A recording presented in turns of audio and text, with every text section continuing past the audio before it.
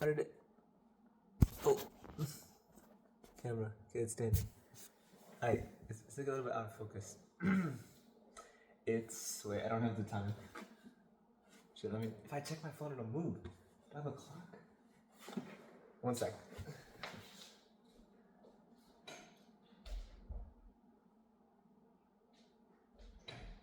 Alright. It's Monday, June 23rd, 2:35 a.m. Sleep schedule. Supposedly, I went to bed.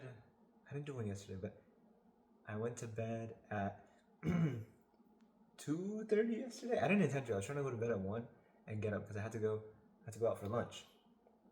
Then I ended up talking to one of my homies, and I didn't know. We were just. I was just gonna. We had been texting before, and she just asked the question. I was gonna clear something up and then go to bed. I thought it would take maybe 10 minutes, because she's playing Overwatch with her friends.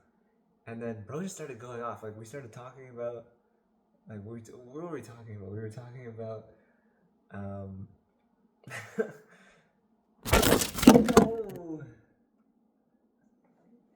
I lost the balance. A lot happened today. Can I keep this take? It just fell. Hey, is this gonna see it? It's like my head is. I don't like this. Is that better? Okay. Why is my quality so bad? Anyways. Yeah, we were just talking. Started going off about like representatives of Asian culture. She was like, she was going off about like Oxford study versus Kumon study stuff. I didn't even realize the Kumon study was a coined term. Maybe not. Maybe it wasn't. Like I didn't know that was a thing. But yes. So it's Monday today right now. Class in 6 hours. I am gonna try and go to class. This is the thing. This is proof. This will be posted. This will be proof when, if anyone from class sees this, I will be in class today, June 23rd, 100%. We got a deferred midterm on Wednesday. I was supposed to go and record a video today, I guess, with one of my friends, but we pushed it back another day, or until Wednesday. So I'll probably just go record after my midterm now, which means I gotta study today, which probably what's gonna happen. I'm gonna get up, I'm gonna eat, I'm gonna go to class, come back, take a nap, because it's late, take a nap, maybe eat lunch, and then sleep from 1 to 3, and then probably just study. Yeah, probably just study from that point. Yeah. What happened today? Today was a crazy day. Okay, first of all, we have to talk about it. We have to talk about Valorant, because I'm a Valorant nerd. I don't want to call it a simp. We have to talk about Valorant. Paper X. They finally do it. My boys, David, Shopee Jungkook. I'm not gonna say, I don't know what Jing's nickname is, what they call him, so, but just everybody, man, like the whole vibe. I mean, like, so over the last week, I've been explaining Paper X to people who watch Valorant, people who don't watch Valorant, like, just like what they embody. I'm just like, they're chaos. They're chaos. One round, they look like they're the best team in the world. The next round, you're like, what are we doing? Because it's just all off of vibes. I'd say there's no better team in the mid round when there's like the set strategies are kind of gone. We're thinking like, oh, what do we do? Would they make a choice? And they're like, we're gonna send it. And I think that philosophy of like full send it, full commit, no hesitation, it can make you look a little stupid sometimes. Where you're just like, wait, this didn't make any sense. Why are we rushing into this idea? But a lot of times I just think the lack of hesitation catches people off guard. You're so sure of what you're doing, regardless of whether it's the best choice. We make it the best choice because like we're committed and everyone's on the same page in terms of that sort of like a hive mind, swarm mind mentality. It's just like, we are gonna go here. We don't care if you're gonna stop us. So I don't know. After supporting them for 4 years now, finally have our international trophy. Seen a few iterations of the roster, but the main core, Devi, Jing, and Forsaken getting their trophy. I mean, just such a cool storyline. Everyone's gonna mention like the fact that Jing was supposed to retire. He's supposed to still. He would have just finished his military service in Singapore. At the end of this year. So the fact that he's here, he has a trophy when he thought his career is like, it's hard to come back after not playing for so long, regardless of what you're doing, whether that's a more traditional sport or playing video games. But they got their trophy. They finally did it, and you just see the. I don't think there was a more deserving group of people, just from what we see on the outside. There, um, they're always kind. They're always saying their mentality. They're chill in the press conferences. They're just vibes. They seem like they actually really care about each other. The way they talk about each other. It's just nice to see. You see a lot of drama on teammates. It seems more like an office workplace, especially in North America and Europe. Not as much of that, homey vibes. Like we're all in this for a family. But I think they embodied that. And when they were crying in their interview at the end, I didn't get to watch it live, so I had to rewatch it towards the end. But when they were crying, it was just like you're on the brink of tears. Like you can see, it's one thing to win, but it's another thing to win after all of the those especially those two past finals that they lost in pretty heartbreaking fashion. But also just where they were in Pacific. I mean, there was a chance. I think if they had 2 games left in Pacific, if they lost either one, they didn't even make it to Pacific qualification playoffs. So the fact that they're here, I mean, it's like you said, I don't know. I was watching that flat shot of someone where he said like, there's no like, it's a train, all aboard. He's hopping on the Paper X train, and track by track, final stop, Masters Toronto winners. Such a hype thing. So I think in that sense, like it was really good. Whenever, I don't know, as just a sports fan in general, whenever you see a team that you become attached to finally win, it's like I think that like the tears comes from just like it's almost all that like built up energy in terms of people playing, but even from fans. I know some people get confused like, oh, you're not playing, but there's like that built up energy, over time, and that's like the emotion comes out. It comes out sometimes in just like pure bliss, or maybe you have some tears, and then just you get, I don't know, it's like this very calming sense of peace, this ease, like it's done and they did it, and the way that they got here, I mean, it was heartbreaking, it was stressful, but I imagine it made this win so much more sweet, and yeah, those guys, as a fan of them for so long, Forsaken. Hopefully, there are people they know now. Like for sure, I've been saying he's the best player in the world. Just because of everything he does. If he wanted to, he could farm on Duelist. But he plays everything to make this team work, and he IGLs, and he's been bringing energy. He was a quieter guy earlier on, for a while, and I think, yeah, no, I know they had a performance coach. He changed so much, and he became, leader in terms of energy as well. Anyways, that's my Valorant segment because that was pretty hype. But yeah, I didn't do one yesterday, so I guess I'll talk a little bit about yesterday. What was going on yesterday? I was just at home. I was cleaning my apartment, which I did an okay job of. I looked yesterday and my room floor wasn't swept properly, so I had to do a little bit of it again today. But yeah, then I talked to one of my homies. I was saying that at the beginning. That's why I ended up going to bed late yesterday. It was interesting. We hadn't really spoken in a while, like for a prolonged period of time. We had met, here and there, but not for any prolonged period of time. So it was fun. I sometimes I think you forget when you've spoken to somebody for a while. Maybe you see them here and there, but you haven't really spoken to them for an extended period of time. It's really easy to forget. Like how did we become friends? Like why did I think you were chill? Why did you think I was chill? But yeah, no, it was great. I was like, oh no, this is probably why we became friends, because when we were talking, it was fun. I don't know. She's a psych major, so I like psychology. So I think a lot of the stuff that she's interested in, likes to talk about, is similar to me. And I have to keep in mind, this is my reminder around the 10-minute mark, that I might be mumbling and we should slow down. It's okay. I don't have to give all the information at once. But yeah, what did I want to talk about? I watched the Tahinis, and while walking, I was thinking about that. I think it's in, what one is it? Is it the Half-Blood Prince or the Order of the Phoenix? I think it's the Half-Blood Prince, where he drinks the liquid luck and he goes to see Hagrid or whatever. I was just walking down University Ave and I was thinking, dang, what if I just live my life like I always just took a swig of Liquid Luck, and I think the reason I was thinking that was I don't know what's been happening over the last, like, I mean, these last 2 days have been interesting, but also these last few weeks, I think stuff's been happening around me, and I'm just like, I don't know. I don't know if it's me being older. I don't know if it's me just, I don't know if it's an experience thing or what. Stuff's been happening, and I've just been reacting like shocked and like this is life, and not just for me, but like things that are going around me. Yeah, like my one friend, she's been talking to this guy. I guess like she realized that she was into him just as she like came back from uni, and the city that we live in is not that close to her university. So she's been here back in the summer, and it's been an interesting roller coaster, I think, for her, just understanding. Because I think it's so different when you're away from somebody.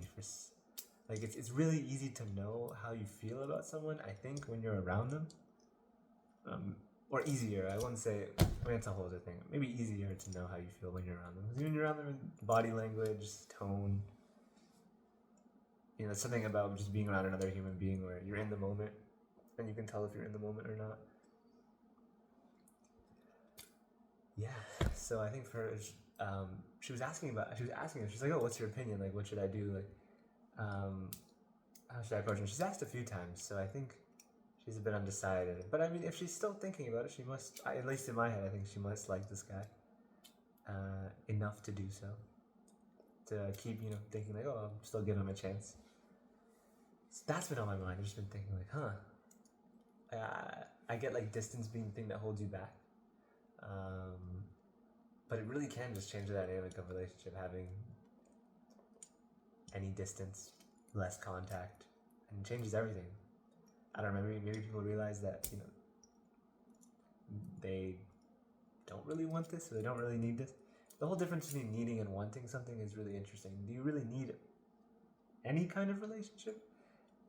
In terms of romantic one? I don't know, maybe not. But I guess, I don't know. Are they just nice to haves? I guess you can live a fulfilling life without a romantic relationship, but then a majority of the people on this planet, in some sense want something like that. Is that just societal conditioning? I don't think so. I don't think you can just put it to that. I mean, I've been thinking a lot about, maybe we can talk about it's not an elephant in the room. It's more just so, the amount of conversations I've had in the last, I think I've talked to 3 or 4 of my guy friends who are just down and out right now. Very down and out right now, man, where you've got a situation where I don't know, like something I've experienced maybe before, maybe more extreme than any of these situations in terms of like length of time. But yeah, I think a lot of while I was going through that experience that maybe some of them are having now, a lot of my friends, like, it was very clear, like from the outside when you're looking at it, it's much easier to see, like, hey man, like this situation that you're in, it's bad for you. This isn't going to end well. And I just think as soon as you get placed into that same situation, one that you've seen before, and the same thing happened to me, where I saw my friend going through something, and to me from the outside it was really easy to be like, dude, you should do this. Like, it's not that deep. But him being in it, like, he couldn't do that. He couldn't. Maybe he could agree that we were right, but he couldn't bring himself to leave that situation. And then now that same person who's doing much, much better did the same thing for me. When he was out of the situation, he had experienced it, and he's like, yo, what are you doing? You were the one who told me not to do this or to do this. And I just think, I don't know, that's the biggest thing. I think that honestly might be the maybe not hallmark is the right word. if you're looking for the greenest of green flags in a person, the ability to, I don't know if I like the word objectively, but to remove themselves from the picture. It's really easy to see maybe not easy, but I think it's simpler to look at a picture, to look at a situation of another person, and come up with some plan of action. It might not always be correct, but to come up with an objective plan of action that has good reasoning behind it and has a solid chance of addressing the problem. But when you're in the picture, it's so much different. I guess it's the difference between I'm reading a book versus I'm the character in the book. And there's something about knowing certain things that maybe a character in the story doesn't know or doesn't realize, that are just different. I was talking about this other thing with one of my friends. He called me, hit me up today. One of my friends who's going through the situation where I've been telling him like, hey, I've been through something similar. Maybe this is a bad idea. But him and I were talking about this idea of mini games. And a lot of the social anxiety, or the maybe more common, I wouldn't say like they're mental health disorders or anything like that. It's more so the little maladaptations of our brain. So we were talking, like an example, we were talking about the idea when you're in a group of people or with just one person and you're not saying anything. It's like, am I being boring? Or am I being rude? I guess that's another one. And then it's like, oh, the one when you start talking, it's, am I being annoying? And it's this constant loop, because whatever you do, if you talk, well, then you're annoying. And if you don't talk, you're being boring or rude and not inputting enough. And we were sort of talking about the idea of it's like this mini game that you play with your mind, and the way to beat the game is sort of to not play in terms of that. It's just sort of like, one, acknowledge that the mini game is happening in your head. Two, to like classify it, to like know that like, hey, there's like something's going on in my head. It's this, like for example, it's like, am I being annoying? Am I being boring? Thought loop. And then to just sort of be there and maybe set a timer where it's like, hey, I'm in this social situation, and I expected this to come. Maybe you prepare for beforehand, like, oh, this might happen, where I feel like this, and to be like, hey, I'm gonna stay for like 20 more minutes. I know this thing is here. I'm gonna try and see what happens. If I still feel like that, I can leave. If not, we'll stay, and it'll be okay. Hopefully the feeling sort of fades as we've acknowledged it. I think that is just in general, at least what I've learned since I've been at university, maybe even before university. Maybe I started thinking about it in grade 12, where if you're aware of something happening in the moment in your head, it sort of takes a little bit of the power away of that thought or that idea in your head, whether that be with anxiety or something like that. In a weird way, I think over the last 6 months, what I've seen is less so the awareness within myself of what's going on, but more so the awareness that other people feel really or similarly to the way that I do about themselves, in the worry that, oh, like that like annoying example where it's like, am I being rude? Am I talking too much? Or like, other people feel that too. And I think it's one thing to logically know that, but I think over the last 6 months, I've just been a part of so many conversations, so many I just encounters with other people where something they said or something I said, and it just clicked in my brain. It's like, oh, this person also is kind of worried about this interaction. It's not just me.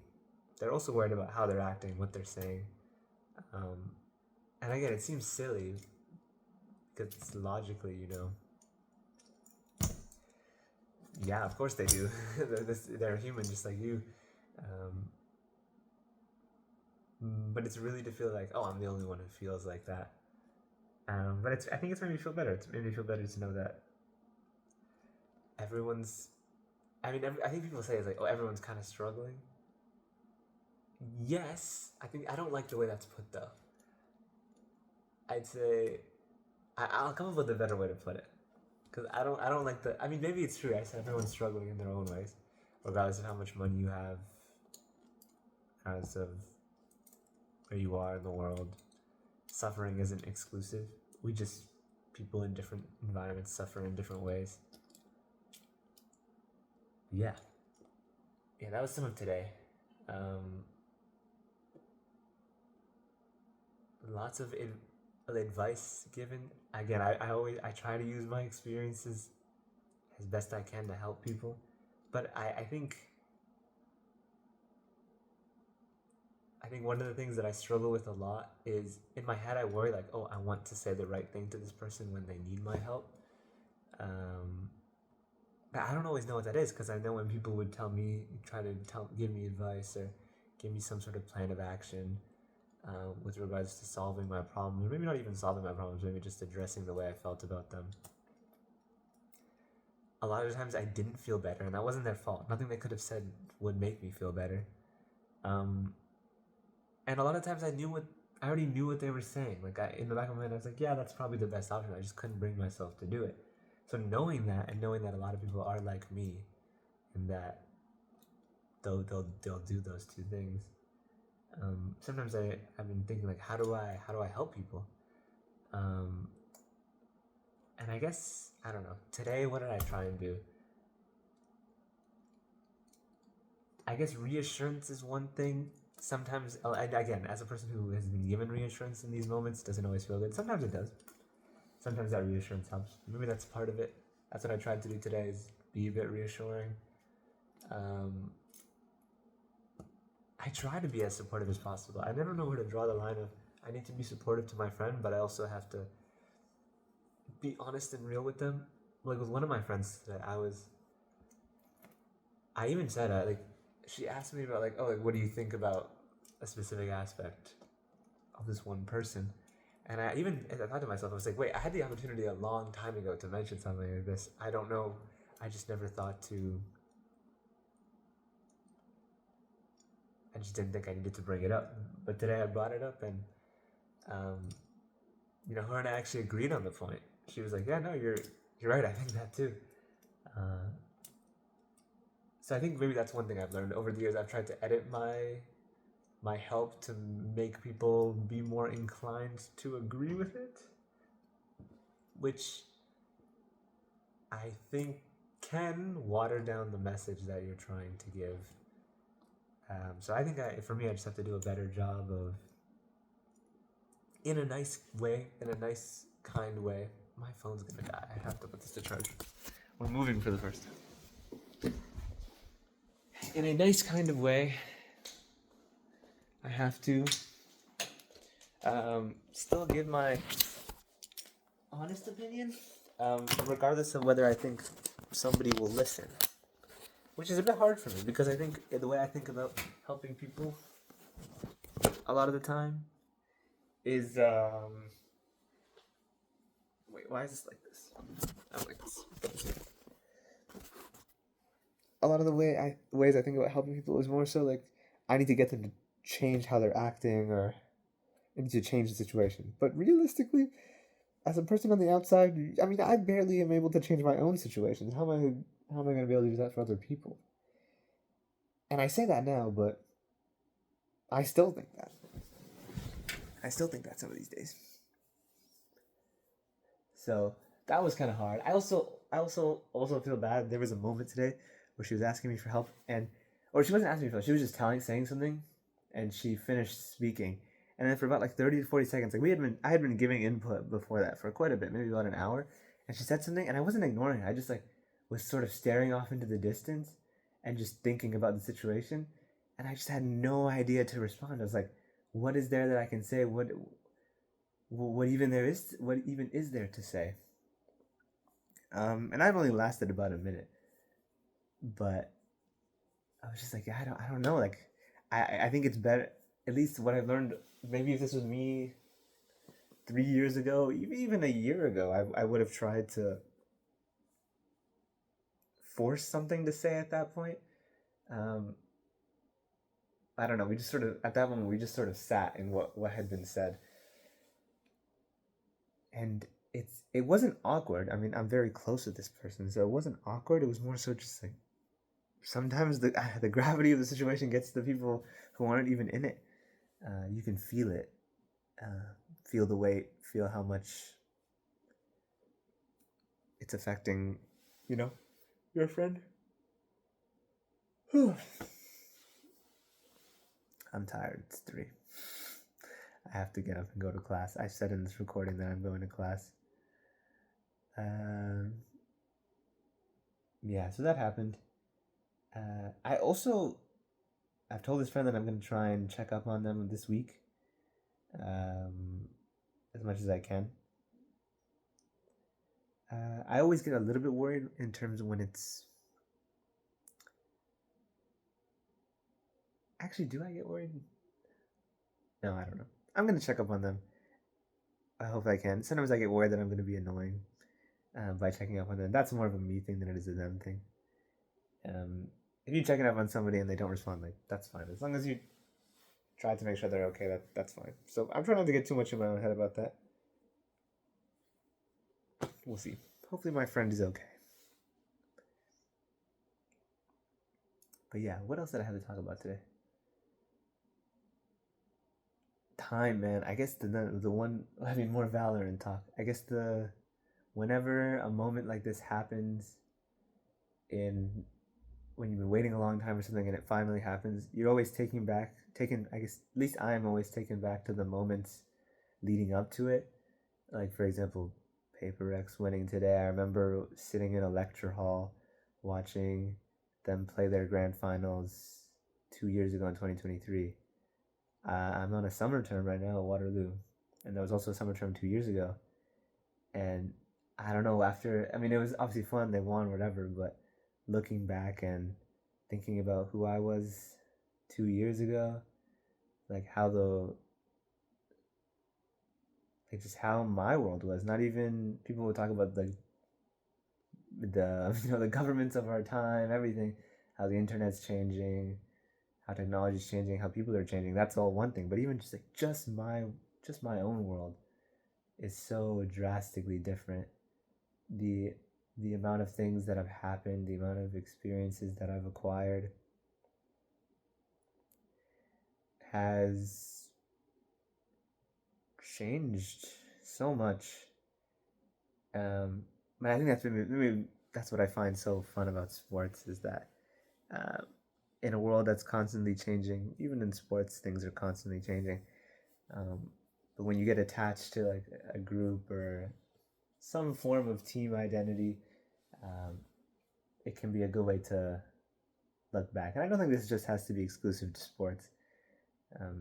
It exists in a lot of things. That's why when people graduate, as high school, university, when they get married, these big milestones that take a long time to hit, people always look back, because it's not the thing itself. I was thinking about it today, because of the Valorant that was going on, and I was just like, does this trophy mean as much if they didn't lose the other 2 finals, if they didn't have such a rough year last year? And the answer is probably not. So like, it's not the trophy itself. Like, winning is great. That's whole like journey and destination thing. I guess it I guess it is about the journey, but I think it's more specific than that. Maybe it's just the people that the whole, like, it's the friends we made along the way. But I think that is true. I've been thinking about the idea of like my friend group now, my university friend group, is not like these same people, like in terms of their being. It's the same people that we started with almost 3 years ago now, but these are not the same people, and not in a bad or derogatory way, but all of us have shown each other more of our, true self, unmasked self. Because I imagine the first part of any new friendship and getting closer to somebody is showing what your mask is, and then slowly taking off the mask, or the mask like slowly fades. Um, and then once it fades, like, oh, like this is great, this is my friend.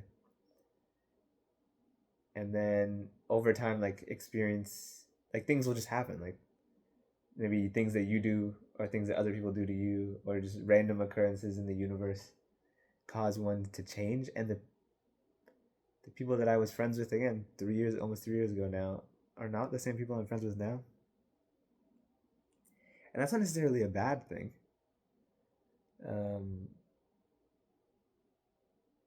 but it's just like it's interesting. Like I, I I don't grieve like those versions of the other people. Or maybe honestly, I grieve sometimes the version of myself. Like I know there are a lot of things that I'm better at now, um, than I was a few 3 years ago. But there are also things that I know I sort of miss about myself. I think while I was more naive, and maybe still now, I'm on the more naive side as a person. I I miss the like I feel like my heart was softer. I feel like it was more open to the idea that people are good, and I still think that. I still think that the default thing for humans is to be good, not to be bad. Um, and to look at it in that optimistic way. But it's definitely wavered, um, throughout my time, and it makes me sad because I think I liked that as much as it definitely got me into trouble, and maybe at times I got taken advantage of when I was younger and from other people because of that. Like that getting taken advantage of, quote unquote, didn't hurt me that much, and I think it was better than maybe being a person. I wouldn't say taking advantage of other people, but hurting them. I think it's a lot easier to hurt people when your mind is closed off, when there's a lot of hate inside you. I just feel like my hate has grown a lot, and it's not directed at anybody in particular. Um, Maybe it's just a general sentiment for most things, and I've been trying to acknowledge that and accept that it's okay that it's happened, because I don't like again. It's like I'm grieving my own self, like like a version of me died, and I think for the most part I do that sometimes just with my previous self, not always. And I don't think it's super detrimental when I notice it's happening. I should be like, maybe this isn't the best thing. Um, but yeah, 3 to 7. I have a headache. I gotta start eating properly again. We can't not eat. We can't not eat. This can't keep happening. Anything else I want to say before I go to bed and try to get up for class tomorrow? I don't think so. I think what else happened today. I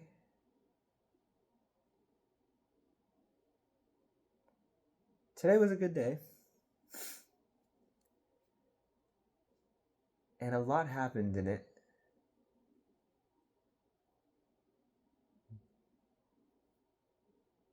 And it has filled me with a lot of optimism.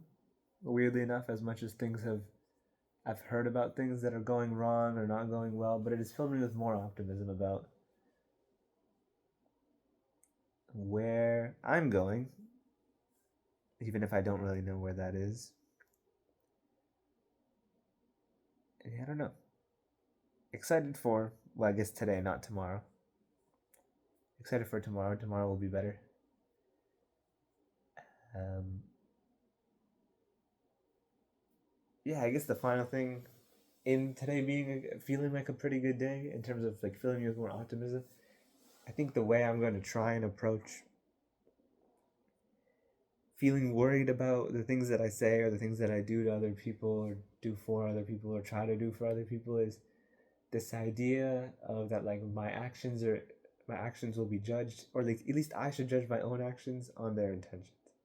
I think truthfully I sometimes will lie to myself about, or I'll try to convince myself that hey, this action to other people will be fine. Like people will think of it, maybe not like noble. Maybe some actions could be noble, but other people will find this action like fine. It's not, you're not really hurting anybody.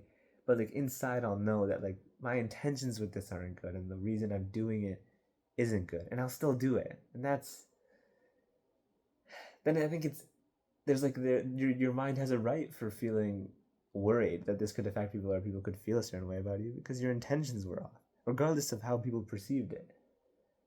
And that's what I'm gonna try and do whenever I feel like, even right now, while thinking about some of the things I even did over the last week, or sometimes when I think about things I've done over the last year, and I just think, wow, why did I do that? And I have to look, and I think the way I'm going to try and look is like, what were my intentions while doing it? And sometimes the answer that I get isn't good. It's like my intentions were bad. I was trying to get my way in something that I had no business of doing. I was trying to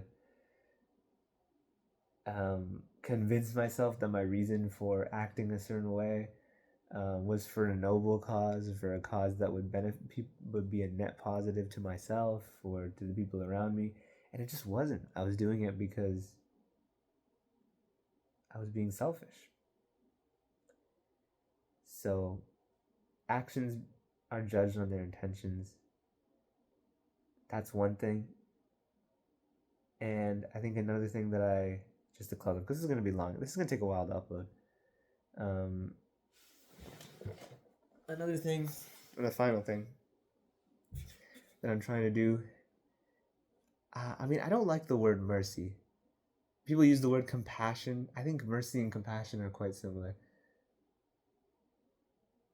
I think I want to be more compassionate and merciful to the people around me. I think what has happened over the last few years, and one of the things that I've grieved a little about, something I feel like I've lost in myself, is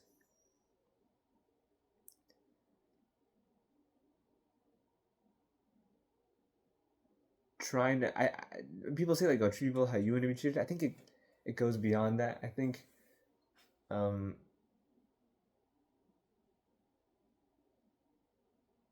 it, for me, it's got to become more of, if you want to change people, you don't do it by logicking. I think we were talking about intellect 2 days ago. That's what I was talking about. But you don't do it by having an intellectual conversation with them. You don't do it by that. You do it first by the way that you act and trying to be righteous. If you're a righteous person in terms of your manners, in terms of how you help people, how you treat people. I guess you can use the word charity if you give charity. And people think of that in terms of like money. But I think giving your time to people is, you can describe it as a gift, you can describe it as charity. I think there's certain context to that. Not in a sense of pity, but like, I just got to do that. And sometimes I used to get mad at my dad a lot. My dad would always be like, oh, this person doesn't do this for me, why should I do it for them? And I think to an extent, yes, again, you don't want to be in a situation where people are taking advantage of your kindness. But I think you can go too far in the other direction too, where it's like somebody has to start it. And regardless of how a person receives your mercy or receives your compassion and your effort, I mean, you gave it.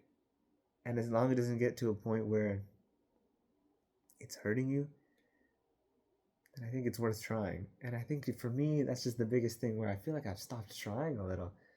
I think there was a time where I tried really hard, and maybe I didn't know enough, or I didn't understand enough to be effective with that mentality.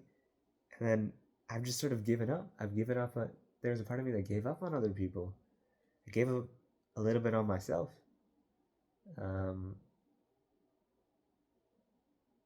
That I had the ability to change anything.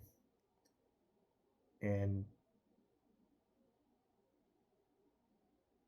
yeah, I went to change that. Yeah.